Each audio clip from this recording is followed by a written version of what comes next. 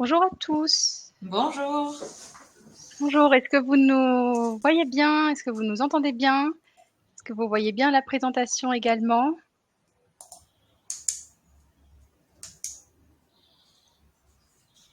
Je ne sais pas. Ah, oui, parfait. Bonjour Léa. Bonjour à tous, comment allez-vous? Bon, super. On va laisser quelques minutes le temps que tout le monde puisse se connecter. En attendant que tout le monde se connecte, nous avons un petit sondage pour vous. Est-ce que vous sauriez nous dire dans quel pays les soldes ont été inventés?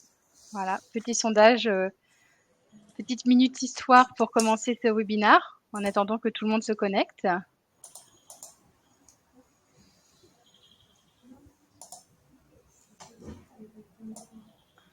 Je vois plusieurs bonnes réponses déjà.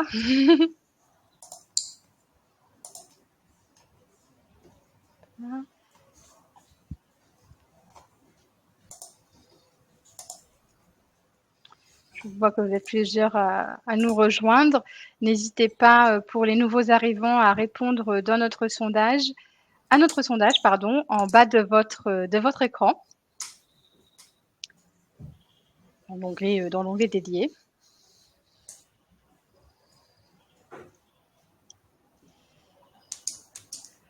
Bon.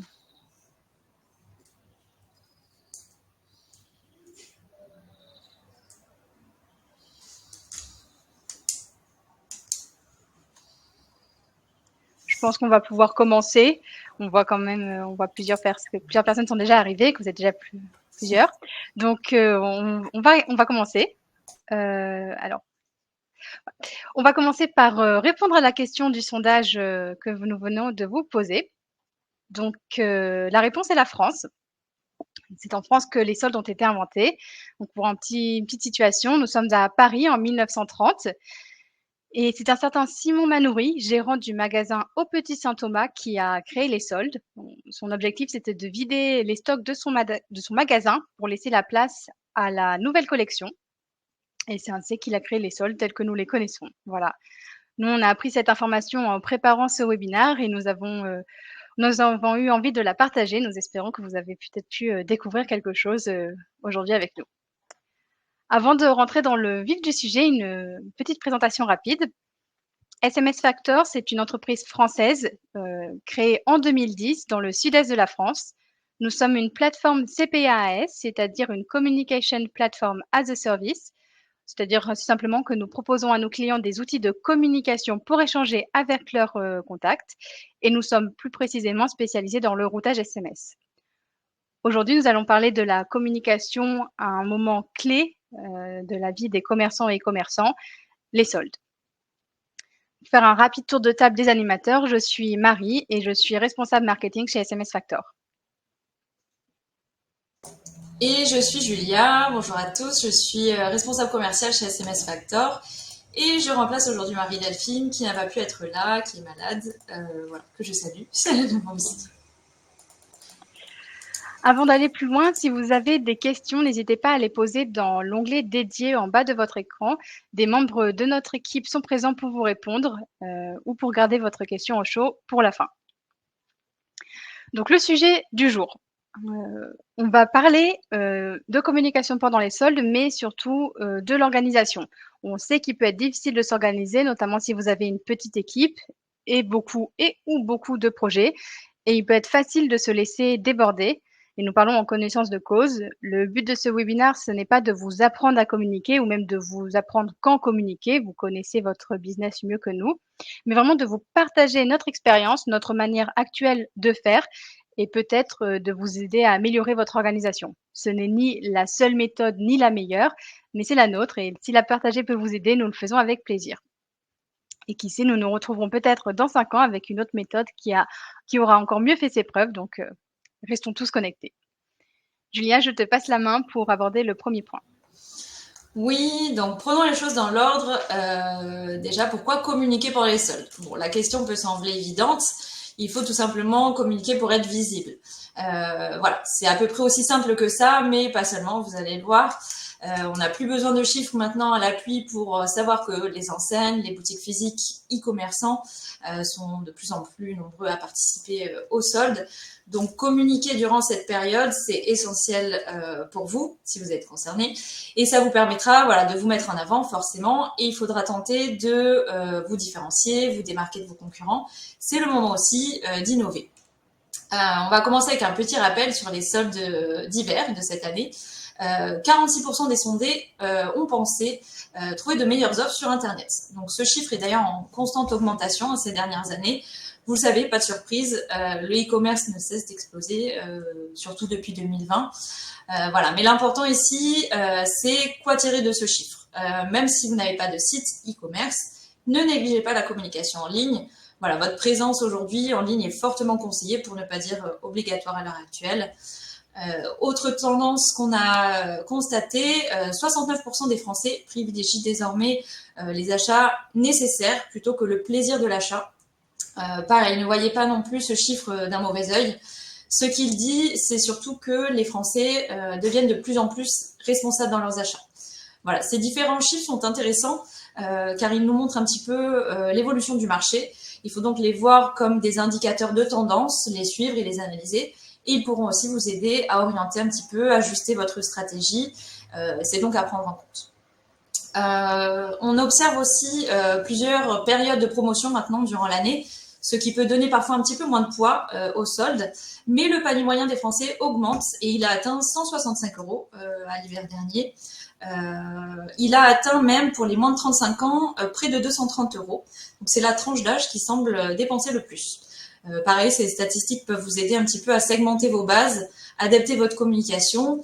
N'hésitez pas à les garder de côté, à faire une petite capture d'écran.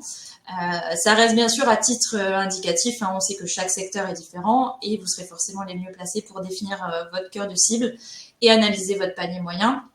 Mais on y reviendra dans les points suivants. On va parler un peu plus en détail des cibles, objectifs et bien sûr du budget.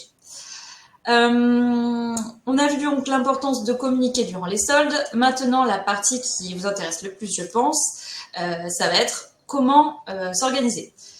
Il y a des actions qui semblent évidentes, d'autres qu'on se promet de faire chaque année. Voilà, une fois qu'on est dans le feu de l'action, on peut oublier.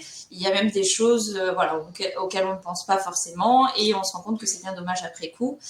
Voilà, mais ne vous inquiétez pas, chez SMS Factor, on a vécu et on a eu les mêmes problématiques que vous.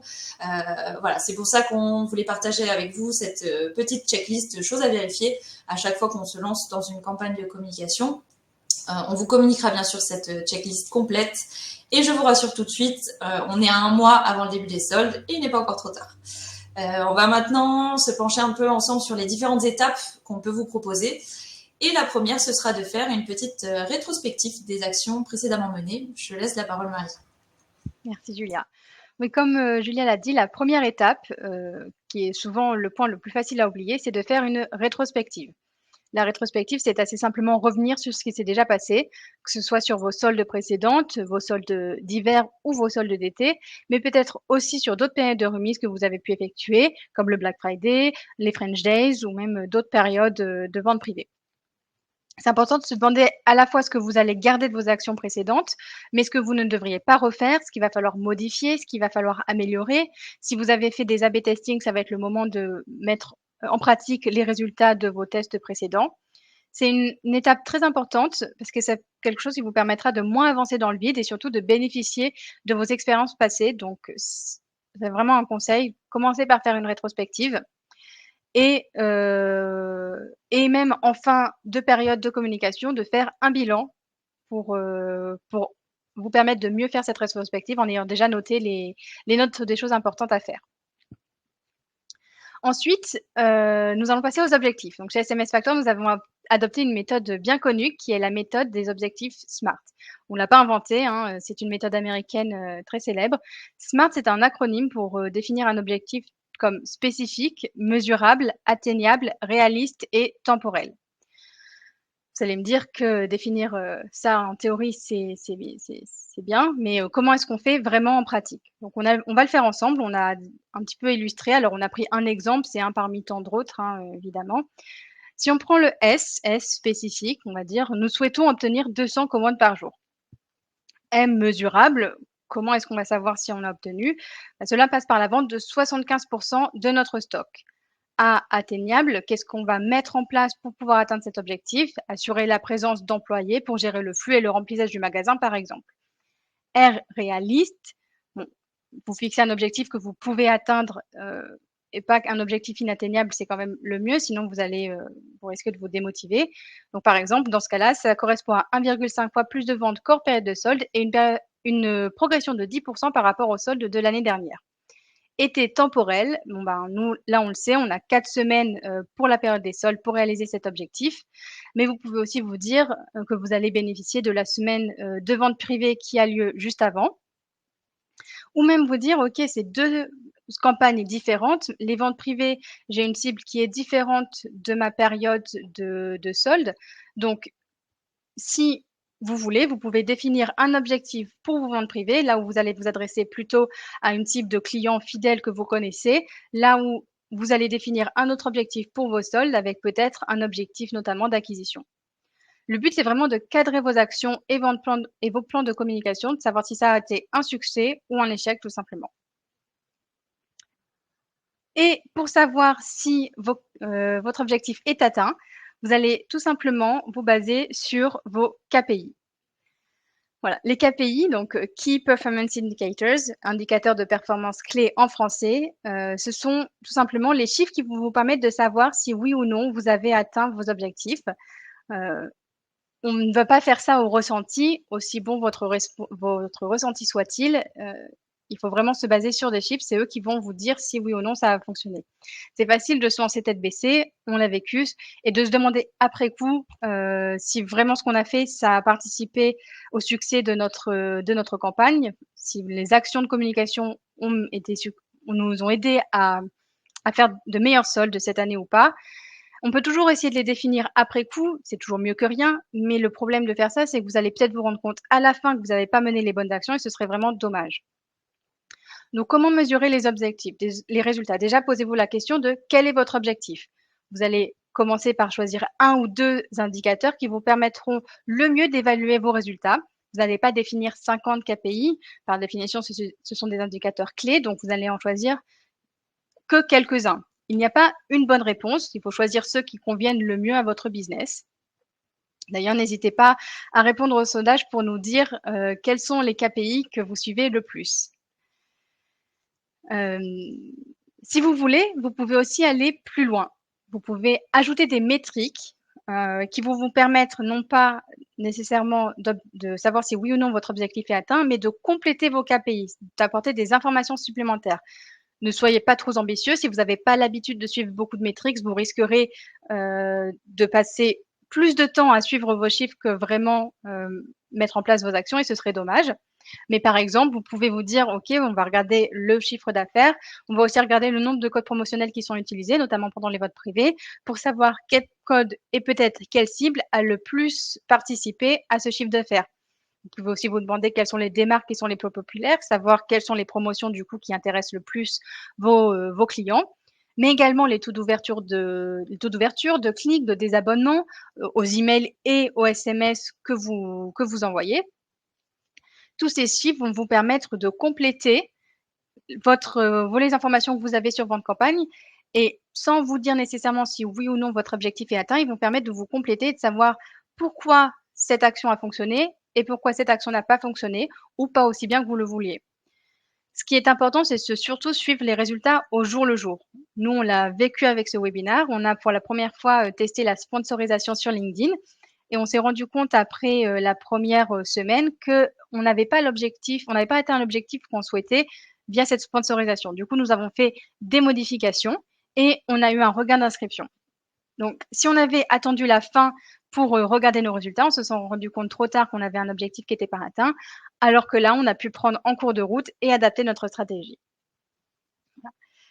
Donc maintenant, on a parlé objectif, on a parlé KPI. Avant de parler budget, qui est un point intéressant, on va parler de la cible. Et Julia, je vais te passer la main pour ce sujet que tu connais bien. Oui, donc maintenant vous savez un petit peu quel est votre but, mais il va falloir définir à qui vous allez vous adresser. Est-ce que je vais m'adresser à mes clients? Est-ce que je souhaite toucher une nouvelle cible? Autrement dit, est-ce que je souhaite travailler plutôt la fidélisation ou faire de l'acquisition? Parmi votre cible, il va falloir définir le cœur de cible, c'est-à-dire la cible principale, éventuellement une cible secondaire selon le temps et les ressources dont vous disposez.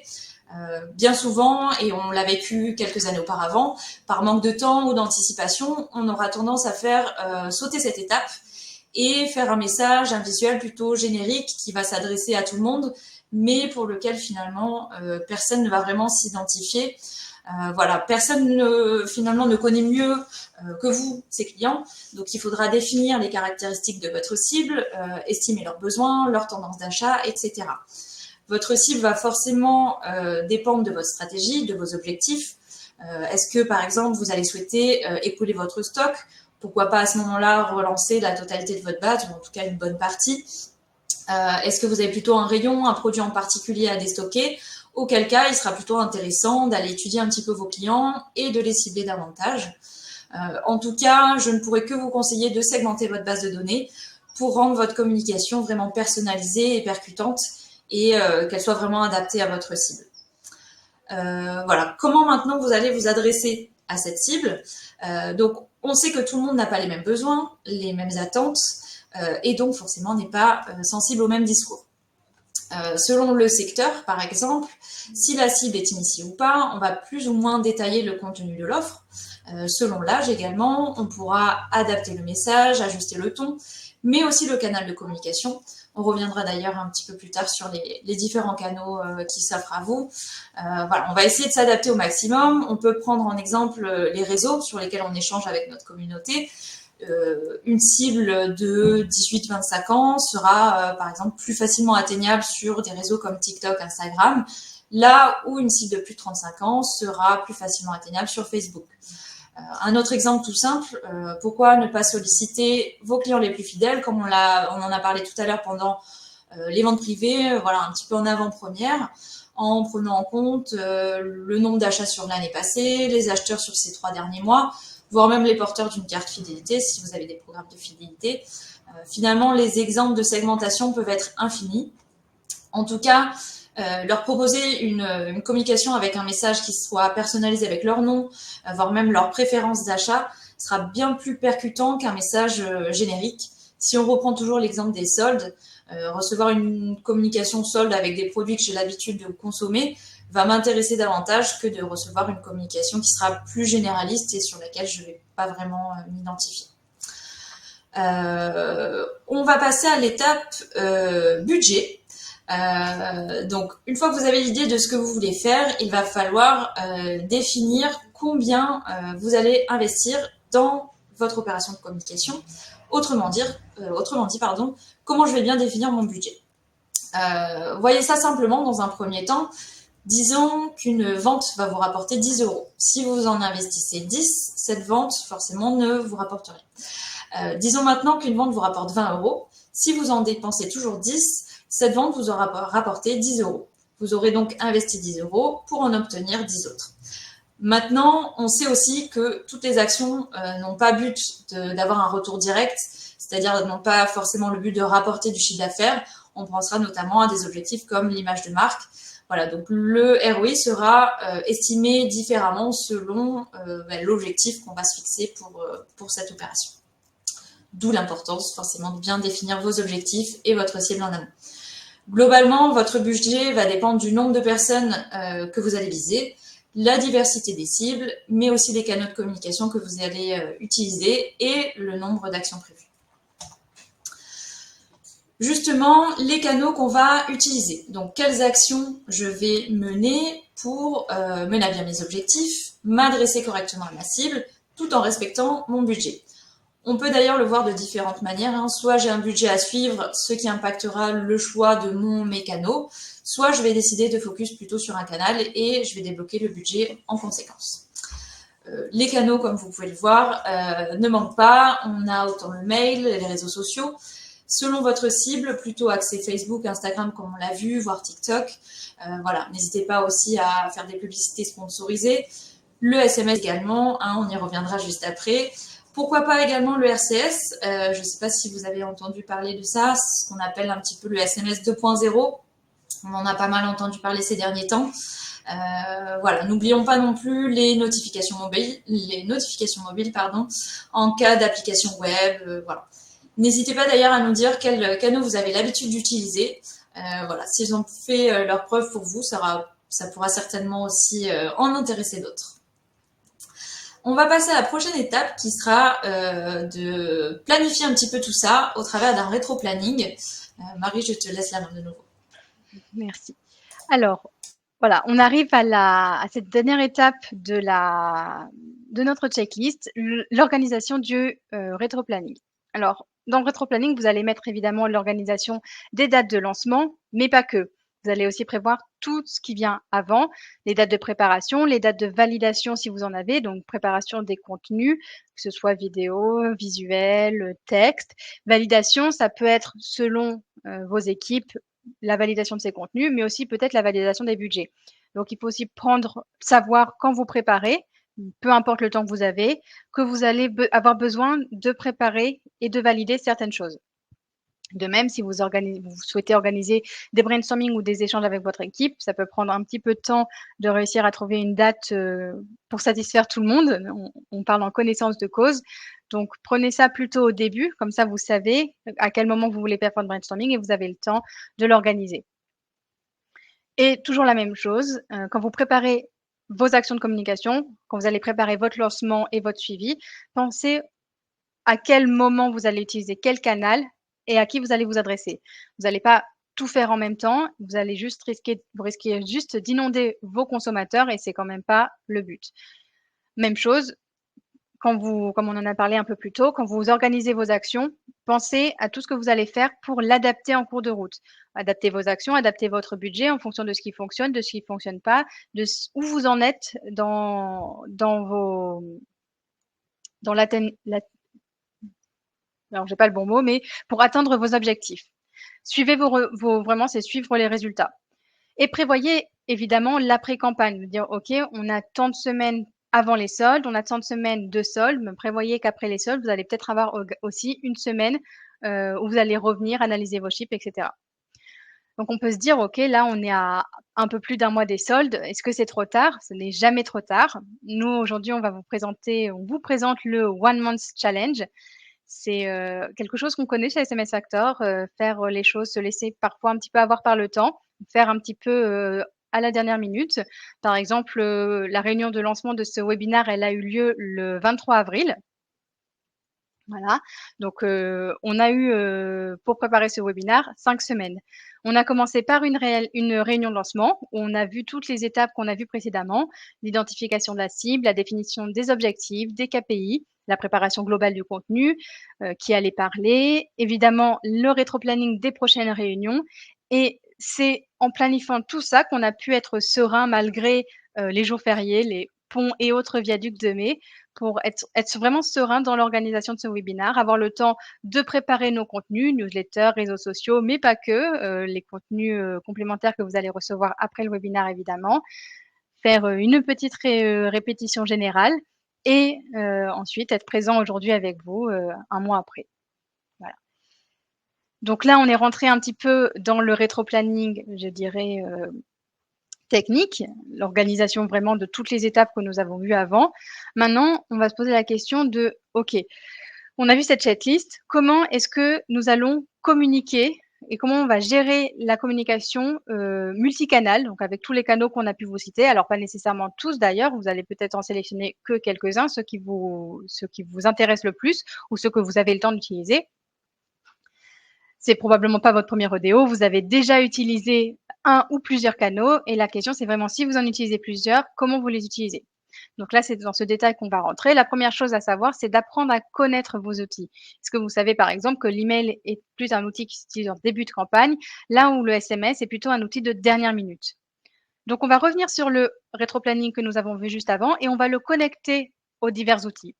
Par exemple, les newsletters, comme on a vu juste avant, on vous l'a dit, l'email, c'est plutôt quelque chose qui s'envoie en début de campagne. C'est un contenu complet, détaillé, qui va s'envoyer au début pour permettre de renseigner la personne et qui la permettre de se préparer à l'événement à venir et de savoir, OK, telle personne organise ses soldes, elle va avoir tel type de promotion. Moi, je sais, première démarche, je veux être là le mercredi au lancement. C'est tout ce qui va permettre de s'organiser au quotidien. Ensuite, une fois que votre newsletter est parti, vous allez dire, très bien, on a préparé la newsletter, c'est la première chose qui devait partir, la newsletter est partie, qu'est-ce que je vais faire maintenant? Donc, vous pouvez faire des publicités radio, comme celles qui nous occupent sur les routes des vacances. Vous pouvez aussi tester des publicités audio sur d'autres plateformes, des plateformes de musique telles que Spotify, par exemple, ou encore faire des publicités vidéo sur YouTube. Bon, j'ai probablement pas besoin de vous prouver la force des publicités télévisées, mais est-ce que vous saviez que la vidéo était devenue le format incontournable du web pour faire de la publicité? C'est quelque chose qui marche très bien, mais c'est quelque chose qui peut, selon les moyens, être un peu long. Alors, il ne faut pas forcément faire compliqué, on peut faire simple, mais ça prend quand même un petit peu de temps, donc il vaut mieux le faire plutôt au début pour être prêt et le sortir le jour J sereinement. On peut aussi parler réseaux sociaux, comme on a un petit peu abordé plus tôt. Par exemple, des réseaux sociaux comme Instagram, TikTok, qui marchent très bien sur les jeunes. Est-ce que vous savez pourquoi ils fonctionnent si bien? Ils fonctionnent bien parce que ce sont des réseaux sociaux qui sont considérés comme des espaces de détente personnelle. Les entreprises qui se rendent sur ces réseaux vont permettre de s'insérer dans cet espace de détente et de créer une relation de proximité avec l'internaute. Et c'est ainsi qu'elle va pouvoir le persuader d'acheter. Mais évidemment, plusieurs réseaux, ça veut dire plusieurs cibles, veut dire plusieurs publicités et aussi plusieurs formats.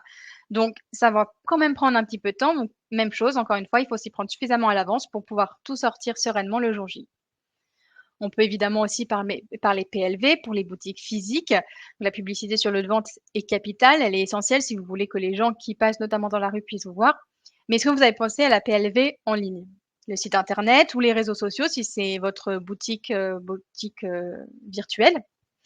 Toute présence en ligne, il est important de la mettre aux couleurs des soldes, dirons-nous, parce que c'est comme ça que les gens, en allant sur Google, vont vous voir et vont savoir, OK, telle boutique participe aussi, qu'est-ce qu'il y a, qu'est-ce qui peut m'intéresser? C'est quelque chose de beaucoup plus rapide, mais pas non plus immédiat. Donc pensez toujours, encore une fois, il faut s'organiser. Tout est vraiment une question d'organisation. Vous allez choisir ce que vous voulez faire, vous n'êtes pas obligé de tout faire, mais en vous organisant, vous aurez vraiment le temps de faire ce que vous avez envie de faire. On peut parler Google Ads, Google Shopping également. Ça, évidemment, ça se fait le jour J, le jour où vos soldes commencent, mais il faut être prêt. Vous n'allez pas faire ça dans la précipitation. Vous allez configurer le jour J vos promotions dans le Google Merchant Center, mais vous savez déjà quelles promotions vous allez mettre en place. Vous savez aussi probablement déjà quelles campagnes vous allez utiliser. Vous allez utiliser des campagnes qui sont déjà existantes et du coup qui performent. Vous allez juste modifier quelques informations et bénéficier de l'élan que les campagnes ont déjà pour qu'elles soient plus efficaces. Et ensuite, évidemment, on va parler du SMS. Comme on l'a dit plus tôt, le SMS est un outil de dernière minute qui joue plutôt un rôle de rappel, de notification. Donc, il va s'envoyer aux dates proches aux dates centrales. Ça peut être 2 jours avant ou la veille des soldes, ça peut être le jour J ou ça peut être même quelques jours après. À vous de choisir en fonction de votre secteur, peut-être aussi de vos concurrents, ce qu'eux-mêmes font, de le faire à des dates différentes pour vous démarquer. C'est important parce que c'est comme ça que vous allez maximiser le taux de mémorisation de vos consommateurs et que vous allez être présent dans leurs esprits. Et ensuite, une fois que tout sera prêt, vous aurez qu'à gérer l'encours, adapter s'il y a besoin d'adapter, faire des relances s'il y a besoin de faire des relances, newsletter, SMS, même publicité sur les réseaux. Vraiment, c'est en étant prêt que vous allez pouvoir gérer l'encours.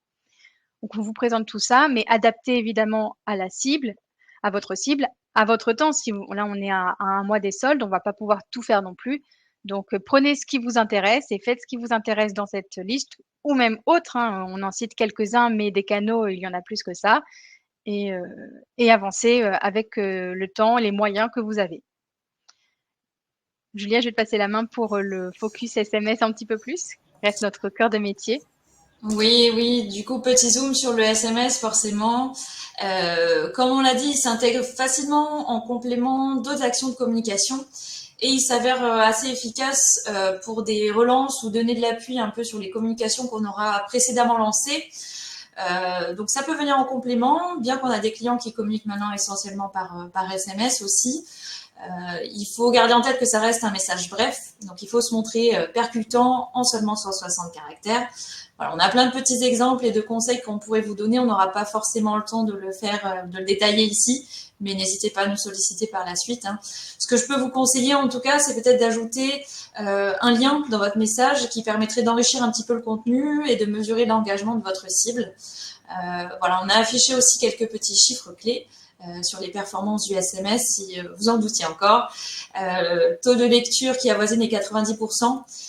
C'est un canal aussi qui touche votre cible rapidement, dans les 3 minutes. On a un taux de mémorisation de 80%. Et on a constaté également que 64% pensent que les entreprises devraient les contacter plus souvent par SMS. Le SMS a encore de beaux jours devant lui. On n'est pas encore inondé de SMS comme on peut l'être sur l'email par exemple, et ça fonctionne très bien en combinaison comme on a vu. Voilà. Je vous rappelle aussi quelques bonnes pratiques pour se conformer à la réglementation, si vous ne les connaissez pas déjà.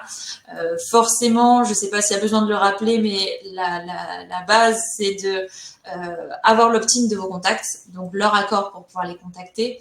Respecter les horaires d'envoi, donc entre 8h et 20h, hors dimanche et jour férié. Et la dernière chose, ce sera de proposer un moyen de désabonnement. Là, on reste dans la communication à but marketing, donc promotionnel. Voilà, donc il faut toujours proposer un moyen de désabonnement. Et ça, bon, si vous ne le savez pas déjà, chez SMS Factor, on le gère. Ça fait une chose de moins à penser. Voilà, on peut reprendre aussi, en termes de SMS, l'exemple des soldes. Disons, comme on en a parlé un petit peu tout à l'heure, je peux tout à fait envoyer un premier message sur ma cible, d'ailleurs mes clients ultra ciblés, pour annoncer mes ventes privées. Donc là, on aura peut-être une sélection un petit peu plus restreinte de clients sur cette première communication. Ensuite, forcément, au lancement, le jour J des soldes, j'envoie un petit message pour plus largement pour indiquer ma participation et le lancement de l'événement. On peut envisager aussi une petite piqûre de rappel à mi-chemin pour l'annonce de la deuxième démarque, par exemple.